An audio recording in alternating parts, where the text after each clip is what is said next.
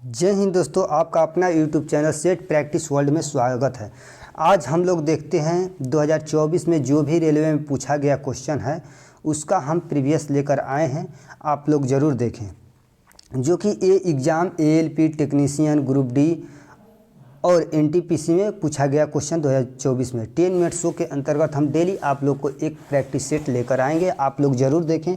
तो चलिए series third यानी 3 नंबर सीरीज स्टार्ट करते हैं। चलिए तो देखिए पहला क्वेश्चन क्या कह रहा है।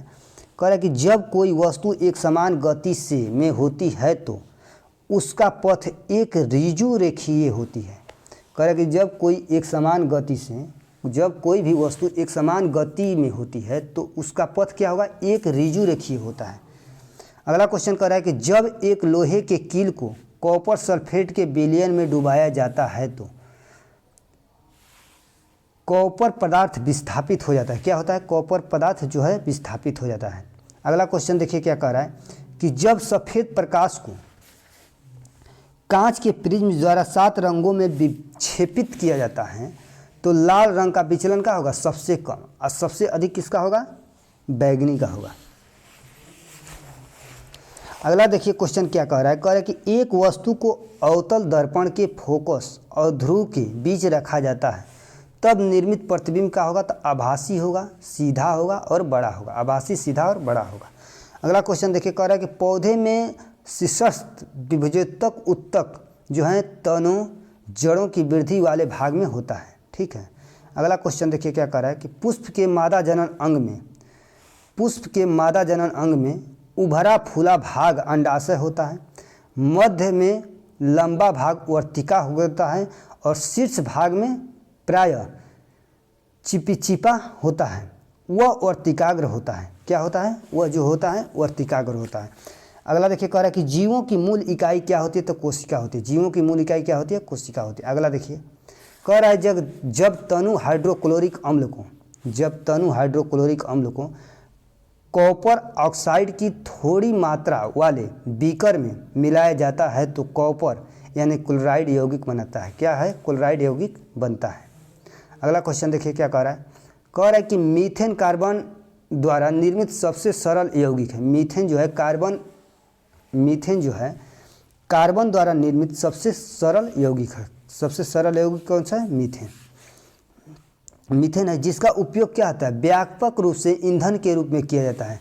जो सरल यौगिक होते हैं जिसके कारण क्या होता है, व्यापक रूप से ईंधन के रूप में प्रयोग किया जाता है। अगला क्वेश्चन देखिए क्या कह रहा है। कह रहा है जब किसी वस्तु पर गुरुत्वाकर्षण बल लगता है तो वस्तु त्वरण अनुभव करता है। क्या होता है, त्वरण अनुभव करता है जब भी गुरुत्वाकर्षण बल लगता है किसी वस्तु पर। अगला क्वेश्चन देखिए क्या कह रहा है कि द्रव के कण गतिज ऊर्जा के कारण निरंतर गतिशील होते हैं। गतिज ऊर्जा के कारण क्या होते हैं, निरंतर गतिशील होते हैं। अगला क्वेश्चन देखिए कह रहा है कि यदि गोलीय दर्पण द्वारा उत्पन्न आवर्धक 0.75 है तो प्रतिबिंब आभासी, सीधा और छोटा होता है। आभासी, सीधा और छोटा होता है। अगला देखिए क्वेश्चन कह रहा है कि जब कोई मोटर कार तेज चाल से तिक्ष मोड़ पर मुड़ती है तो कह रहा है कि जब कोई मोटर कार तेज चाल से तिक्ष मोड़ पर मुड़ती है तो हम एक ओर झुकने लगते हैं। यह उदाहरण गति का पहला नियम पर आधारित है। गति के पहला नियम पर आधारित है कि किसी भी मोड़ पर हम चलते हैं कार लेकर तो एक तरफ की ओर झुकते हैं यानी अंदर की ओर। तो गति का कौन सा नियम है, तो पहला नियम है, गति का पहला नियम है। अगला देखिए क्वेश्चन क्या कह रहा है।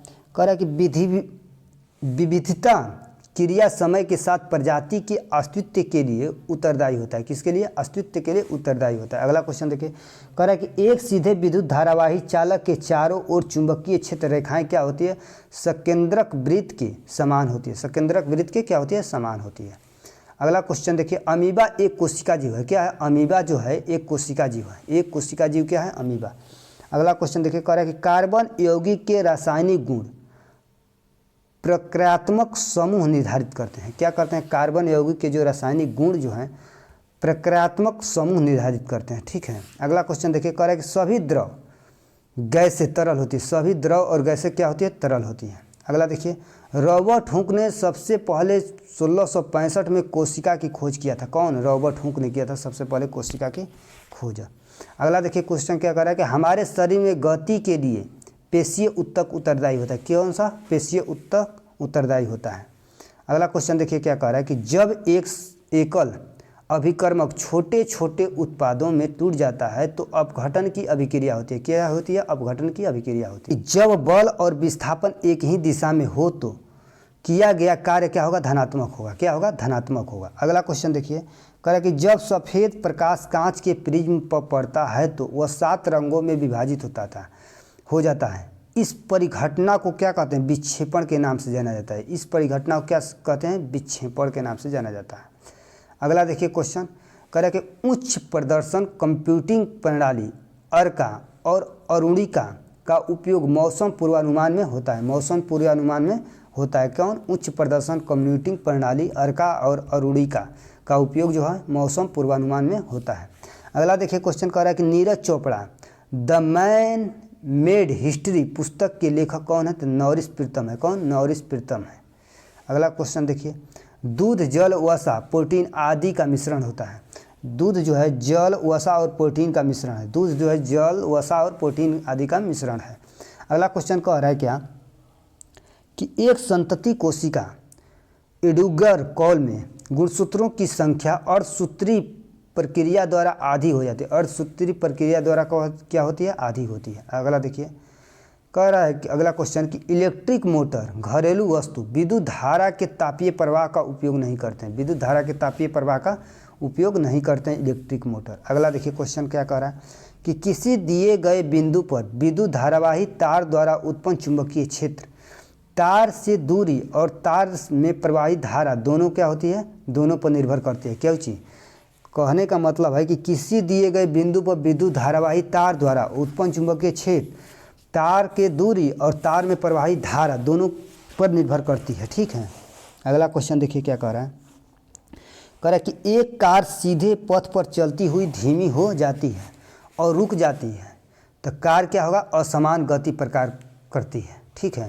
कह रहा है कि एक कार सीधी पथ पर चलती हुई धीमी हो जाती है और रुक जाती है। कार क्या होता है? असमान प्रकार की गति में है।